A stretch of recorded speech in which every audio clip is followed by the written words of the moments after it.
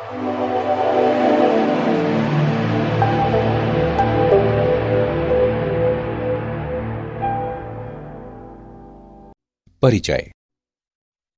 आज राम और विक्की खाने की मेज पर बैठकर रात के खाने का इंतजार कर रहे थे। राम ने विक्की से उसे जूस का बर्तन देने को कहा, लेकिन गलती से विक्की का हाथ कुछ बर्तनों पर लग गया, जिससे वे जमीन पर गिर गए। उनमें से कुछ बर्तन टूट गए और जबकि कुछ पहले की भांति ही रहे। तब विक्की ने राम से पूछा कि कांच के बर्तन क्यों टूट गए, जबकि स्टील के बर्तनों पर कोई प्रभाव नहीं पड़ा? ऐसा क्यों? राम ने उत्तर दिया कि ऐसा ठोसों के गुणों के कारण है। कांच भुरभुरा होता है, जबकि स्टील नहीं। प्रत्येक वस्तु के अपने स्वयं के यांत्रिक गुण होते हैं। छात्रों, तुम निश्चित रूप से इसके बारे में और अधिक जानना चाहोगे, तो आओ ठोसों के यांत्रिक गुणों के विषय में और चर्चा करते हैं। उद्देश्य। इस पाठ के अंत में आप निम्न करने में सक्षम हो जाएंगे। ठोसों की परिभाषा, प्रत्यास्थ पिंड एवं प्लास्टिक पिंड के विषय में जानना, ठोसों के प्रत्यास्थ व्यवहार को समझना, प्रतिबल तथा विकृति को परिभाषित करना, हुक के नियम को परिभाषित करना, प्रतिबल एवं विकृति वक्र का विश्लेषण करना, प्रत्यास्थता गुणांक, उपवासों अनुपात की गणना, द्रव्यों के प्रत्यास्थ व्यवहार के अनुप्रयोग। परिभाषा। ठोस वस्तु की वह स्थिति होती है जिसमें उसके परमाणु या अणु बलपूर्वक आपस में बंधे होते हैं ताकि वे अपना आकार एवं आयतन बनाए रखें। ठोसों को दो भागों में बांटा जा सकता है। क्रिस्टलीय ठोस, ये वो ठोस होते हैं जिनमें अणु या परमाणु नियमित स्वरूप में व्यवस्थित होते हैं। अक्रिस्टलीय ठोस, ये वो ठोस होते हैं जिनमें अणु या परमाणु अनियमित स्वरूप में व्यवस्थित होते हैं। इन ठोसों को ग्लासी ठोस भी कहा जाता है। प्रत्यास्थ पिंड एवं प्लास्टिक पिंड। कोई पिंड जो विरूपक बल को हटाने पर प्रत्यास्थ सीमा के भीतर अपनी प्रारंभिक आकृति एवं आकार को पुनः प्राप्त कर लेता है, प्रत्यास्थ पिंड कहलाता है। प्रत्यास्थता किसी वस्तु का वो गुण होता है जिसके कारण वो विरूपक बल को हटाने के बाद अपनी प्रारंभिक आकृति एवं आकार को पुनः प्राप्त कर लेता है। कोई पिंड जो विरूपक बल के हटाने के बाद अपनी प्रारंभिक आकृति एवं आकार को पुनः प्राप्त नहीं कर पाता, प्लास्टिक पिंड कहलाता है। ठोसों का प्रत्यास्थ व्यवहार। किसी ठोस में प्रत्येक परमाणु या अणु पास वाले परमाणुओं या अणुओं से घिरा होता है। जब किसी ठोस का विरूपण किया जाता है तो अंतर परमाणु दूरी में परिवर्तन के कारण परमाणु अपनी साम्यावस्था से हट जाते हैं। जब विरूपण बल को हटा दिया जाता है तो अंतर परमाणु बल उन्हें उनकी वास्तविक स्थिति की ओर वापस ले आते हैं। इस प्रकार पिंड अपनी प्रारंभिक आकृति एवं आकार को पुनः प्राप्त कर लेता है। प्रतिबल। जब बाह्य बल द्वारा पिंड का विरूपण किया जाता है तो एकांक क्षेत्रफल पर लगने वाले प्रत्यानयन बल को प्रतिबल कहते हैं। प्रतिबल बराबर प्रत्यानयन बल बटे क्षेत्रफल। प्रतिबल का एसआई मात्रक न्यूटन मीटर होता है। प्रतिबल दो प्रकार के होते हैं, अभिलंब प्रतिबल और तनन प्रतिबल।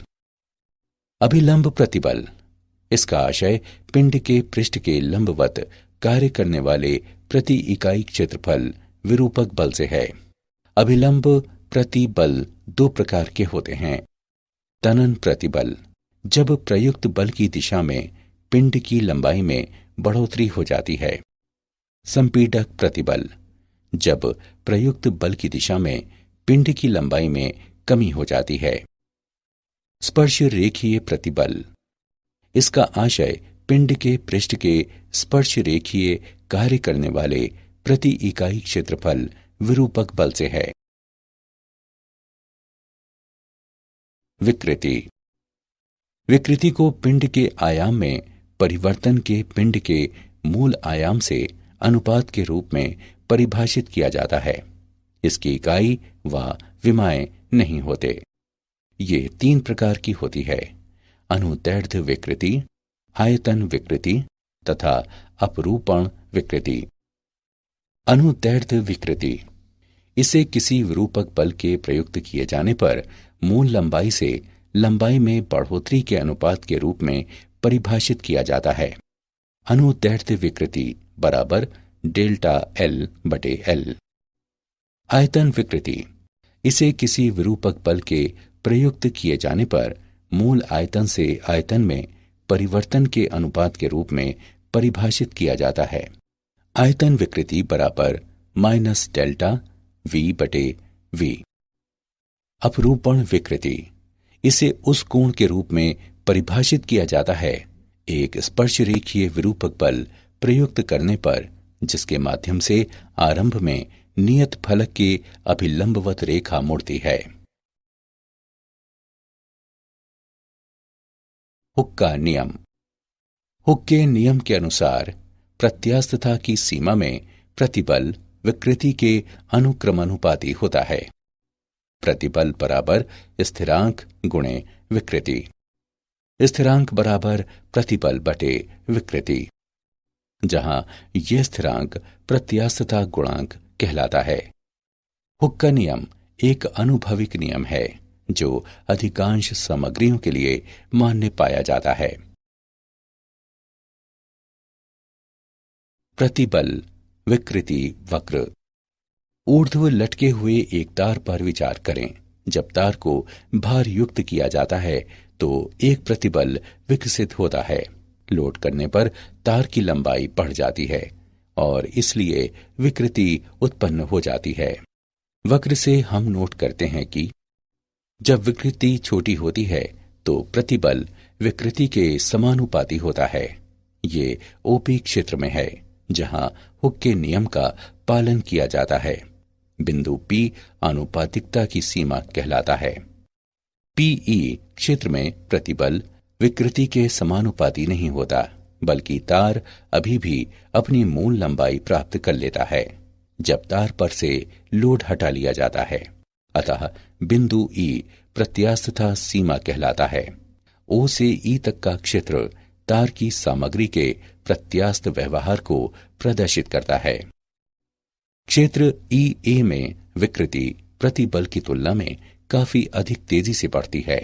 इस क्षेत्र में तनन बल हटा लिए जाने के बाद भी तार अपनी मूल लंबाई पुनर्प्राप्त नहीं कर पाता। A से आगे प्रतिबल में एक छोटी बढ़ोतरी करने पर भी विकृति में बड़ी मात्रा में बढ़ोतरी होती है। बिंदु P से आगे तनन बल हटा लिए जाने पर भी विकृति बढ़ती रहती है और C पर तार टूट जाता है। E से C तक का क्षेत्र तार की धातु के प्लास्टिक व्यवहार को दर्शाता है। प्रत्यास्थता गुणांक। प्रतिबल तथा विकृति के अनुपात को प्रत्यास्थता गुणांक कहते हैं। प्रत्यास्थता गुणांक 3 प्रकार के होते हैं: यंग गुणांक, अपरूपक गुणांक और आयतन गुणांक। यंग के गुणांक को अभिलंब प्रतिबल के अनुदैर्ध्य विकृति से अनुपात के रूप में परिभाषित किया जाता है। इसे y द्वारा निरूपित किया जाता है। y बराबर अभिलंब प्रतिबल बटे अनुदैर्ध्य विकृति बराबर F गुणे L बटे A गुणे डेल्टा L, जहां F बराबर वाह्य अभिलंब बल, डेल्टा L बराबर लंबाई में परिवर्तन, L बराबर मूल लंबाई। अपरूपण प्रतिबल का संगत अपरूपण विकृति से अनुपात सामग्री का अपरूपण गुणांक कहलाता है और इसे G से निरूपित किया जाता है। G बराबर F बटे A गुणे थीटा। यह अवलोकित किया गया है कि अपरूपण गुणांक सामान्यतः यंग के गुणांक से कम होता है। आयतन गुणांक को जलीय प्रतिबल के आयतन विकृति से अनुपात के रूप में परिभाषित किया जाता है और इसे K से निरूपित किया जाता है। K बराबर अभिलंब प्रतिबल बटे आयतन विकृति। K बराबर F बटे A बटे नेगेटिव डेल्टा V बटे V। आयतन गुणांक के व्युत्क्रम को संपीड्यता कहा जाता है। उदाहरण, चलिए प्रत्यास्थता गुणांक का एक उदाहरण देखते हैं। 7 सेंटीमीटर के एक रबर के घन की एक भुजा को स्थिर किया गया है, जबकि 200 केजी भार के बराबर एक स्पर्शरेखीय बल विपरीत फलक पर लगाया गया है। उत्पन्न अपरूपण विकृति तथा विकृत हुए फलक द्वारा तय की गई दूरी ज्ञात करें। रबर के लिए दिया गया दृढ़ता गुणांक 2 गुणे 10 की घात 7 डाइन प्रति सेंटीमीटर वर्ग है। आइए इसका हल देखें।